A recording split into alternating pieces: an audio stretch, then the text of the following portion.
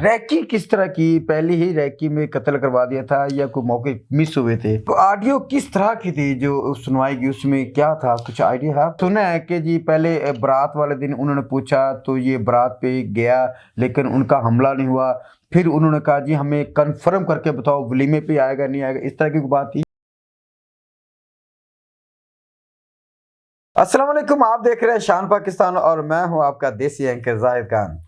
जैसा कि आपको पता है कि हाजी अमीर बलाज ट्रकों वाला का जो केस है इस वक्त अजीब शक्ल इख्तियार कर चुका है। एहसन शाह और तिफी भट्ट और गोगी भट्ट और बहुत से नाम सामने आ रहे हैं। हर इंसान की अपनी तहकीक है, अपने ज़राए हैं, हर इंसान अपने ज़राए की रिपोर्ट देता है। इस वक्त हम बैठे हैं अली रज़ा शिराजी साहब के पास। इनके ज़राए क्या कहते हैं, जब मैंने सुना तो मैं खुद परेशान हो गया हूँ और आप भी सुनकर परेशान हो जाएंगे कि ये ज़राए कौन से और ये रिपोर्टें कौन सी। आज हम आपको बहुत सी अजीब बातें निकलेंगी इस केस के हवाले से। तो बात करते हैं अली रज़ा शिराजी साहब से। अस्सलाम वालेकुम। वालेकुम अस्सलाम सर, क्या हाल है? अल्हम्दुलिल्लाह भाई, ठीक हो?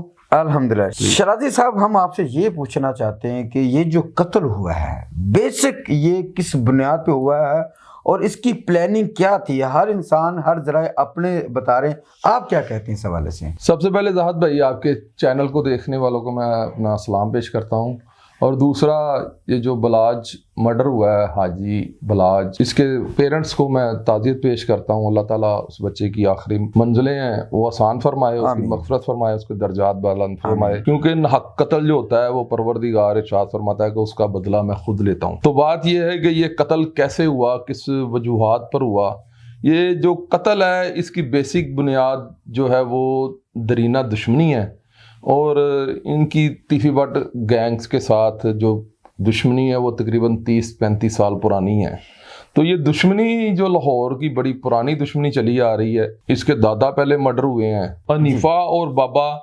इनका वालिद जो था, इनके जो दादा थे अमीरुद्दीन अल मरूफ बिल्ला ट्रका वाला, इनके पास वो मुलाजमत करता था।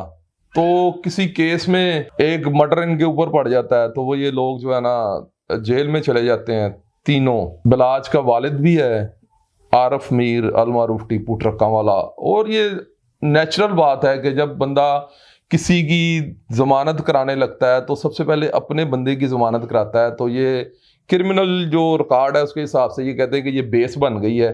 तो उसने एक बंदे की जब बेस बन जाती है ज़मानत की तो उसके बाद दूसरे बंदे की बेल आसानी से हो जाती है। तो उन दोनों ने, बाबे और हनीफे ने, इस बात का रंज अपने जहन में पाल रखा था कि इस जो बिल्ले ट्रकों वाले ने अपने बेटे की ज़मानत पहले क्यों करवाई।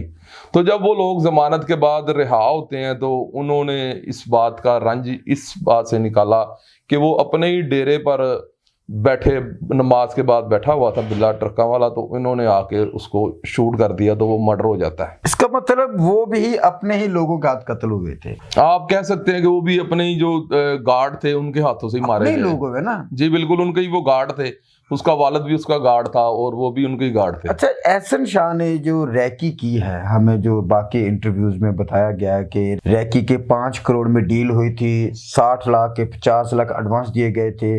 आप क्या कहते हैं कि ये जो रैकी की गई थी किस तरह की गई थी? पहले ही रैकी में कत्ल कर दिया गया था या मौके दिए गए थे? क्या कहते हैं इस हवाले से? ये जो कत्ल है ये इस तरह, इसकी रैकी जो है वो इस तरह इसको एक्सप्लेन करना वो इतना आसान काम नहीं है। सबसे पहली बात ये है कि ये बंदा जैसे मलक सहेल के थ्रू तिफी भट्ट के पास पहुंचता है नसीराबाद में, तो ये उसके साथ अपने ताल्लुकात बनाने की बेस पर जाता है। मलक सुहेल का क्या किरदार है? वो कौन? मलक सुहेल ये तिफी भट्ट का कोई पुराना दोस्त है। तो वो ये जो है मुजफ्फर शाह, इसका वालिद जो है एहसन शाह का, ये उसका दोस्त है आगे से। तो वो उसे चाचू कहता था, उसे मिलने के लिए वो उसके पास जाता है। तो फिर वो कहता है जी मेरी मुलाकात कराएं तिफी भट्ट के साथ। तो वो तिफी भट्ट के पास जाता है, उसके जाके बताता है कि जी बलाज जब भी यानी कि गुस्से में इश्तियाल में होता है तो वो आप लोगों को बहुत बुरा भला कहता है। शायद वो अपनी दुश्मनी को भूल चुका हो या उसने कहा हो कि यार इसका दादा भी मर्डर हो गया है, इसका वालिद भी मर्डर हो गया है, तो अब मैं भी 65 साल का हो चुका हूँ, तो अब मुझे ज़रूरत नहीं है इन झंझटों में पड़ने की। वो अपना बैठा होगा। तो इस बंदे ने जाके जो बुझी हुई आग थी ना उसे फिर से हवा दी है एहसन शाह ने। तो इसने फिर उस चिंगारी को जलाया है, तो तीफी बट के अंदर जो है ना वो चिंगारी फिर से फटी है, तो उसने फिर इसका हैंडीकैप बनाना शुरू किया है। अच्छा, वो ऑडियो किस तरह की थी जो सुनवाई की, उसमें क्या था, कुछ आइडिया है आपको? ऑडियो किसी तरह की भी हो सकती है, वीडियो भी किसी तरह की हो सकती है। आप देखिए ना, जब आप मेरे पास बैठे हुए हैं तो मैं आप पे इतना ट्रस्ट करता हूं कि आपसे पहले जितने भी मेरे वालिद के दोस्त हैं, जो टीपू ट्रकावाला के दोस्त थे, उनमें भोला गाड़ी भी था जिसका अवाने अदल में भाई मर्डर हुआ है, जिसने अपना खून दिया था इस टीपू खानदान के लिए। उसने कभी भी अपनी जो गवाही थी उसको नहीं पीछे नहीं हटा था। अवाने अदल वाले केस में बड़े बड़े जतन किए इन लोगों ने, तीफी बट गैंग ने बड़े जतन किए पोले को तोड़ने के लिए, तो वो पोला नहीं टूटा। उसका भाई भी उसमें केस में मर्डर हुआ था, और भी कई लोग उसमें मर्डर हुए थे।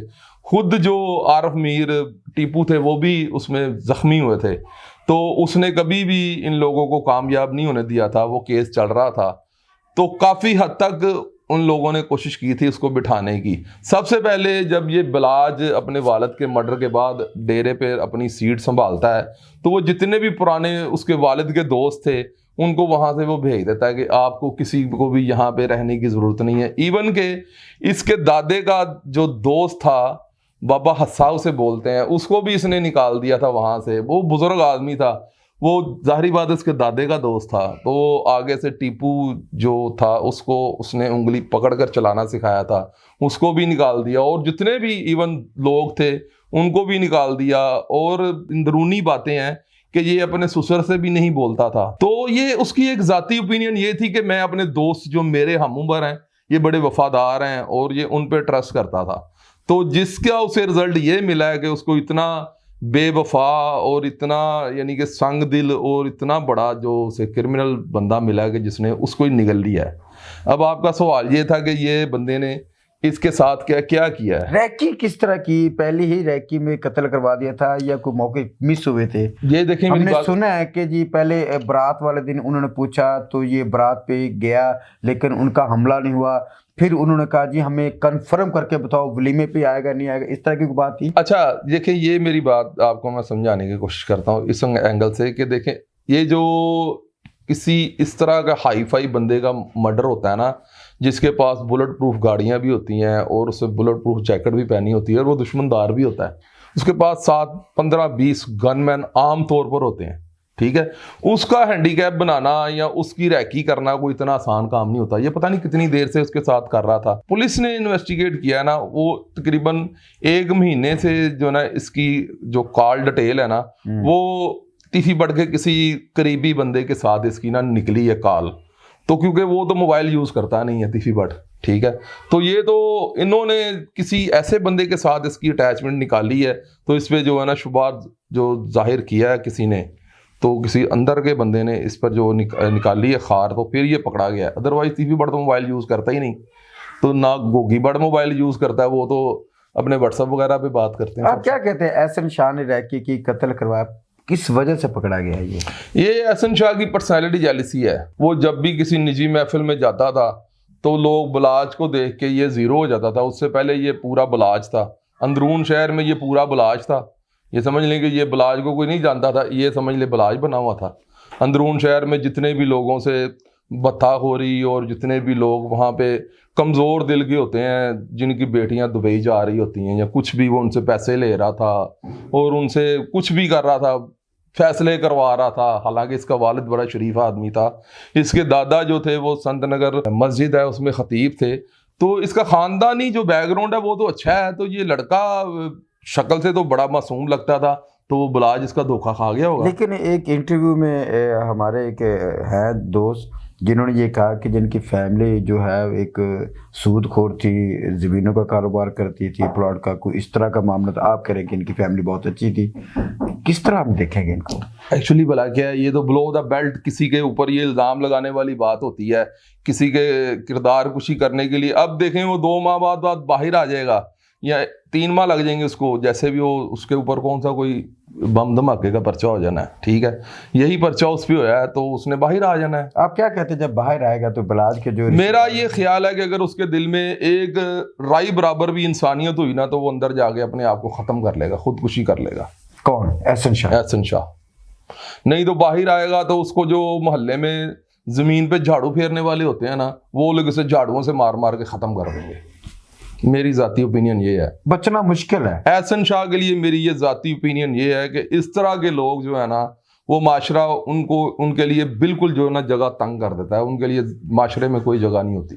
जो अपने करीबी दोस्त के लिए इतने भाइयों से बढ़कर जो मोहब्बत करे और शफकत करे और अपनी सीट पर बिठाए, तो उस बंदे के लिए ये सोचे कि मैं इसको कत्ल करवा दूं, तो उसके लिए माशरे में कोई जगह नहीं होती।